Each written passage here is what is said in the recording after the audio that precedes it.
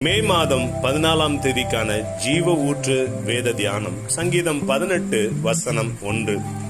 என் பலனாகிய கர்த்தாவே, உம்மில் அன்பு கூறுவேன் என்பதே. உயர் பதவிகளில் இருக்கிற மனிதர்கள், செல்வ செழிப்பான மனிதர்கள், சரீரத்தில் பலம் வாய்ந்த மனிதர்கள் என்று யார் இருந்தாலும் பிற மனிதர்கள் அவர்களிடத்தில் நெருக்கமாக பழகுவதற்கு விரும்புவார்கள்.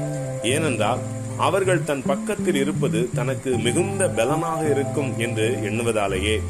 இவர்களில் அநேகர் நம்முடைய தேவைக்கு பயன்படாதவர்களாகவே காணப்படுவர், அல்லது அவர்கள் நம்மை அற்பமாக எண்ணி புறக்கணிக்கிறவர்களாகவே இருப்பார்கள். ஆனால் தேவாதி தேவனை தன் பலனாக கொண்டிருக்கிற மனுஷன் பாக்கியவான் என்பேன். ஏனென்றால் கர்த்தரை தன் பலனாக கொண்டிருக்கிற மனுஷனை தொடுவதற்கு ஆவிக்குரிய சத்துருக்கள் அஞ்சி நடுங்கும். அதை தாண்டி தொட்டாலும் சர்வ வல்லவருடைய பலனுக்கு முன்பதாக நிற்கக்கூடாமல் தோற்று ஓடுவதுதான் சத்துருக்களுக்கான ஒரே இறுதி வாய்ப்பாக இருக்கும். அதே போல கர்த்தரை தன் பலனாக கொண்டிருக்கிற மனிதனுக்கு எதிராக பிற மனிதர்களும் எழும்பி மூர்க்கமாய் வருவார்கள்.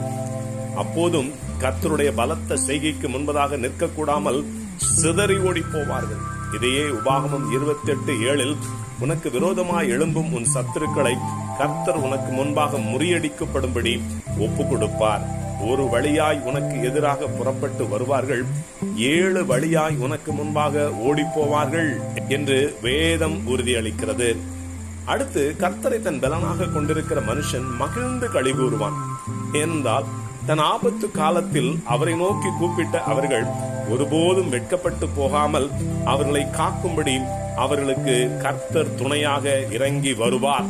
பராக்கிரமசாலியாகிய தேவன் கூப்பிட்ட போதெல்லாம் துணையாக வருவது நிமித்தம் நம் சத்துருக்களுக்கு முன்பாக மிகுந்த தைரியமும் அதன் நிமித்தம் மனதிலே விவரிக்க முடியாத சந்தோஷமும் நம்மை நிரப்பும்.